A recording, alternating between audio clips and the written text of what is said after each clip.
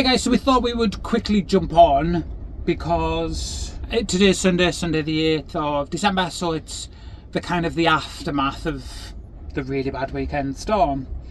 So we kind of want to take 2 minutes and just reach out and just say that we're okay, the van is okay, the dogs are okay. So that for us was the overall, my mental health wise, the pair of us are a bit... Yeah, it's not the first time we've been through this, but this, I don't know why, but this seemed worse over this weekend. Maybe it's because of the media coverage, and you were just looking at your phone all the time saying this is happening, that's happening, and it kind of wound us up a little bit, didn't it? I think it was just the mental side of things. You instantly start to question where you are, where is the better place to be. I don't think there is a better place to be. I think the problem is it doesn't matter where you go, there is negatives and positives to each side of the coin, isn't there? Obviously we knew we didn't want to be on the west coast, because that unfortunately was where it was hit the hardest, and oh my god, some of the horror stories we've seen breaks my heart, some of the situations. Yeah. Luckily enough for us personally, we're on the east coast of Scotland, so we haven't had it as bad as anywhere near as bad as they've had it in Wales, North Wales and the Bristol area. So our heart goes out. Our heart goes out to a lot of people that have gone through it, and it's been a lot worse. It's the mindset that you're in. I mean, I was quite confident coming to North Berwick, and we knew there was a storm oncoming, and we were like, well, we've done it before, we'll be okay. But the media coverage, particularly that you were watching yesterday daytime, and it makes you worried because you see things happening up and down the country, and we knew that the winds were going to peak last night for us here between 8 and 11, and it gets you worried, and you do think, are we going to be safe where we are? Because we're right next to the sea. I mean, we couldn't be any closer to the beach, could we? No. Yeah, we are right on the seafront. You go into a panic zone, don't you? You go right, okay, first of all, let's make sure that the van's facing the right direction. Are we safe where we are? Where we are, there isn't any trees, there isn't any sort of anything blowy. There's nothing that can come and hit the van that can cause any sort of destruction, apart from the obvious things, the sand and the rocks that are on the beach, which I think would take a lot for them sort of rocks to come anywhere near the van. Yeah, I've not seen anything flying around, to be fair, because there is nothing. We're so exposed and it's so open that, as you say, there is nothing here really to hit us. We knew the wind was going to hit us full on. That was the inevitable thing of, we can move. There's one other park up that isn't too far away, which is the rugby club at the top of the hill. But then you've got the issue of, you're on top of a hill, you've got a lot of trees, a lot of debris that can blow around. So it was kind of like a catch-22. You either stay here and you deal with the wind, or you go up there and deal with, once again, you're going to still have the wind, but you've then got debris as well. So we decided just to deal with the wind, didn't we? We did. We googled the best way to be parked. Yep, which sounds really stupid, I know. Well, it doesn't, because if it was a stupid question, we wouldn't have googled it, would we? Yeah, I know, but people are going to sit there and think, well, you've been in your van for 2 years, you should know. Yeah. But it's one of them things where, do you know something you might know? You might sit there and think, yeah, I've been through this 100 times, I know what I'm doing. It's still nice to refresh your brain and go... Yeah. And also kind of confirm what you already know. You already think you know. I think it's one of those things where you just want reassurance, and and it is that, isn't it? It's reassurance. So it was for me. You just recheck things that you do know. We knew that you don't want to be facing into wind sideways, for example, because it could tip your van over. And then I was reading what speed winds would tip your van over. I mean, that just plays on your mind, and you're thinking, because we're high-sided, are we that high? Probably not. And then you realise that your wheelbase and low centre of gravity, it's unlikely for your van to flip. But that's not to say it's not going to happen. I think the problem for me is, and this is my sort of brain and my sort of mindset, is I overthink everything. The minute I start to Google and I'd have seen, this is why I stayed away from what you were looking at, because I know you're very clever, you're very, I'm trying to think of the right word, your brain, you are very rational thinking. Yeah, I know you sit there and you think, yeah, we've got a huge wheelbase, I know how much weight's in the bottom of the van, we'll be alright. My brain, oh my god, we're going to blow over, then we'll get blown into the sea, where we've parked, part of the steps are missing, so there's a bit of erosion.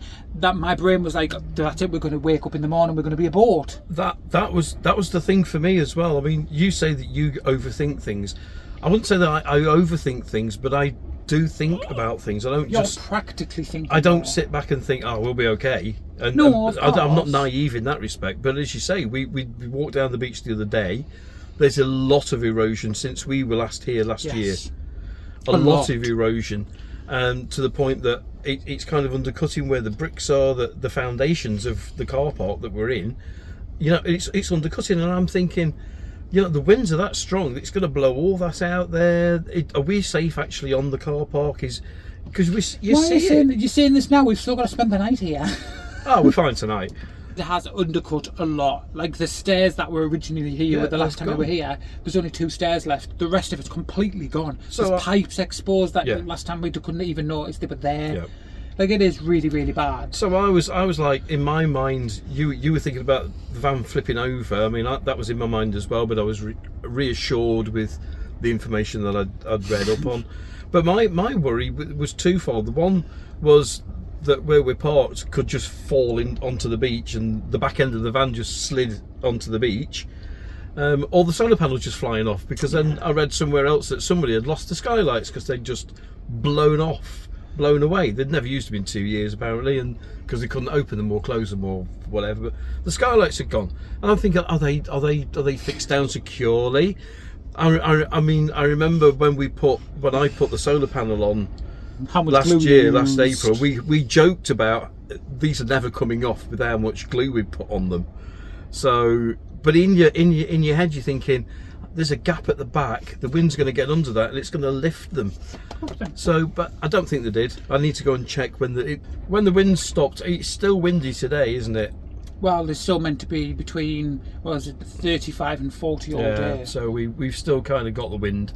But yeah, when it's died down, I need to get on the roof and just make sure that the solar panels are still glued down firmly. You said that right. It's my first thing this morning when I woke up was to quickly check the Victron to make sure there was still some solar actually coming in and make sure they were still there. There has been a guy next to us who sleeps in his car, and he's been coming and going every night, hasn't he? Yeah. We kind of felt a bit alright for him, and I thought, it sounds really silly, but I thought, well, if the solar panel blows off, at least I'm going to hear his alarm, or we're going to hear a crash of his car, or I don't know, you just think that of, like, you go through so many scenarios of what can go wrong. Yeah. Glad when you wake up in the morning, you look and you're like, right, okay, I'm still here for starters, we're not a boat, so that's a bonus. Yeah. We are still in the car park, we're not on the beach. The solar panels are still there. And then you go on social media and you look at the people who weren't as lucky as you, and it kind of brings it all home, doesn't it? And you kind of sit there and your heart goes out to these people that have woke up to the worst possible news. So it's kind of one of the things we are so glad that everybody's safe, and that we hope to God that all van lifers and that people who are out in all this kind of weather are okay. It kind of brings it home, doesn't it, to you, of how vulnerable you are living in a vehicle. I think that hits the nail on the head, how vulnerable you actually are. In summertime you don't realise, you got the windows open, doors open, and we're all okay. We didn't do this last winter, did we? Not to this extreme, because we were kind of stuck with the MOT failing, so we didn't explore. We are exploring this year, and we've ended up on the coast, and it's windy, and luckily the sea here doesn't come close up, does it? It's quite far out. No, it doesn't. You're not where we've other places we've been where the sea actually comes up because it's quite high already and you've got a seawall. Yeah. Here you've got a beach, so it comes up quite far, but it doesn't come up enough where it's going to be hitting the van. So you're kind of safe from the waves, and as I said, the wind's blowing directly at us. It's coming south off the sea. We should have, in hindsight, turned the van and put the front of the van towards the sea, because the natural aerodynamics would have blown across over the top, I think. But then in a counterproductive way, then we would have had, we've got quite a few gaps at the front of our van. We don't know where they are. We've tried to work them out. We've even tried blowing smoke in it to try and see where it's coming through. We can't find it. But because of that, the winds would have hit us. I think they were up to 75, miles per hour last night. So they would have been coming through the front of the van. Yeah, I don't know.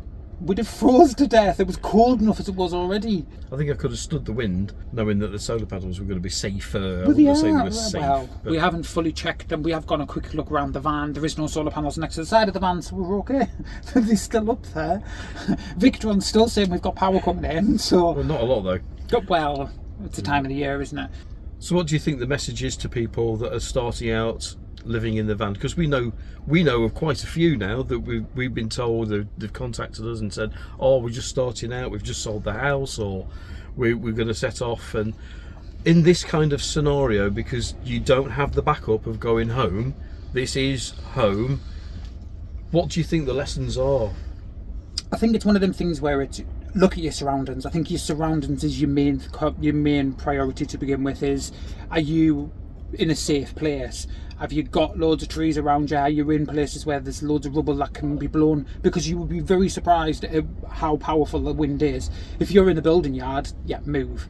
If you're anywhere where there can be stuff that can be blown at your van and do damage, move.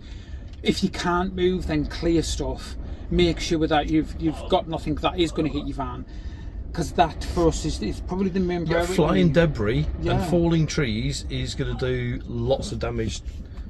I think because of where we were, we knew the winds were going to hit us. We knew we were going to be battered. It doesn't matter where you are, you're going to be battered. Yeah. Yes, it sounds lovely saying, well, I'm going to park in the middle of a building, sorry, not in the middle of like a housing place. Then at least I've got a bit of protection from houses. Not necessarily, because what's in their back gardens. We've seen trampolines go flying, bins go flying. We saw a video yesterday of people that couldn't even walk, it was that strong. But you saw literal stuff going down, cars being moved, and yeah, no, I think I would rather be in an open area and just deal with the winds direct than deal with stuff that can hit us. Yeah, because we can't survive a tree hitting the van. We can't survive a bin coming flying at it. Or a branch or anything, because it would come through the windscreen. It would smash the windscreen. Not just that, I do actually have an actual ordinary question for you, or a sensible question for you. What about your insurance? What does your insurance cover? Everybody's insurance is different. And I was reading up on this just yesterday, amongst everything else that we were investigating. Some people are covered for wind damage, some people aren't, because it can be classed as an act of God. Act of God, yeah. I was just about to say to you, because when I had my first accident, it was with a stag that hit the side of the car, and it was classed as an act of God, and nothing covered you. Yeah. Like flooding. You've got to check your policy wording to see if you're actually covered for wind. It's difficult living in your van because there's no escape. So something else I didn't really think of as well is, and I don't think people think, yep, you think, right, okay, we've got the winds to deal with. They are going to be bad enough as it is, but there was a lot of rain as well. There was a lot of flooding, so that is something else you need to think about. Especially if you're moving like we were, you have to think of the side effects of the rain, the aftermath, because getting out of places, have you got enough food? Have you got enough water? Have you got enough gas? Because we started to run low on gas, so we know we're moving on tomorrow, so we're going on to a site, so we've got electric, so we're going to be a little bit better that way. But you do have to think of things such as like flooding. Public transport completely stopped in areas. They've got no power. Yep. So you've got to make sure you kind of got a bit of a survival. Yeah, you need to think worst case scenario, and I think that's the thing, isn't it? You've got to think, if all public transport stops, I've noticed today I want an Asda delivery tomorrow. There's a big red sign on their page saying deliveries are being disrupted because of the storm. So you might not be able to get to a shop, you might not be able to get a delivery, so make sure you're stocked up, make sure you've got plenty of water in, make sure you've got your gas, and if you've got a diesel heater, make sure you've got an extra jerry can. Yes, because we were quite clever in the fact that we picked up diesel the minute we got here, or on the way here, didn't we? We kind of made sure the diesel tank was already full anyway for the diesel heater, and we picked up a spare. Yes. And we have used it, which is unlikely to us. Yeah. We are on our backup supply of diesel. Yes, we are, because it's been cold. The weather forecaster said that it was 6 or 7 degrees. That's what it was saying on the phone. But saying what it was did it 6 feel or 7. like? But what it felt like, and this is backed up on the apps, it was saying it felt like 0, and it really was. It was cold. It's been cold. Well, we both had our snools on, and we've been like coated up. Even on night when we've been in bed, it's been. We're so glad we got that thick quilt, and we've had throws on. The dogs have been having throws on them. It has just been so cold because of this wind. on the hindsight of things, we are very, very lucky. We are sending everybody love and positive thoughts, and we're hoping that everybody's been safe and that everybody's okay. And yeah, I think that's as much as we can physically do at this moment in time, is just bunker down and just try and weather the storm. And that's it, isn't it? Batten down the hatches, make sure everything's secure, make sure that you've got no flying bits. Yeah. And kind of just ride it out. There's not much more you can do. No, there isn't. But it is an anxious time. It is a scary time, and I think if people want support, there are lots of Facebook groups that if you're on your own, for example, it must be so much harder being on your own, because we've got each other. So talk to people on Facebook, even if while you're weathering the storm, because I don't think this will be the last one. No, we have noticed, haven't we? We had the conversation about, is it just us that feels all of a sudden there seems to be a lot more storms, a lot more colder snaps? Like, it's weird to think this month, we've had 2 major storms, we've had snow, we've had -6-7 degrees, we've had flooding, like everything all in 1 month. Yes. Just seems to me like you're right, we've had everything, haven't we, in the last 4 weeks. So yeah, I don't think it's the last time that we're going to get a storm. Just be prepared. Keep watching the weather, check out where you are, don't be in a floodplain, face into the wind, have plenty of food, diesel and all those kind of things, and just always have a backup plan, because you might think, oh yeah, I'm going to go to an area and it's going to be alright. We have been hit by not having a backup plan this time, because it was kind of like, we hear the wind kind of just like hit us pretty much straight away, and we don't have a backup plan, did we? It was kind of here or here. Kind of my fault this time around, because I saw the storm coming, and all the reports were Wales, West Coast, Bristol. So you think, oh well, East Coast of Scotland, we'll be okay. It won't come this far across. In fact, you said it in earlier in the video. I think we'll be okay because it's the rest of England that's getting it. No, it's hit everybody to varying degrees. We've not had it as bad as some places, but it's not been the easiest time. So on that note, we'll see you next week, where we are actually moving off up into Edinburgh. We're going to do some more shopping, because why not? Because it is only 2.5 weeks till Christmas. And the Christmas dinner that we've got to cook in our tiny little kitchen. Yeah. It's going to be so much fun. No, it's not. Till the next time, stay safe. Yes, please be safe, and sending you all some love and some positive vibes. Bye.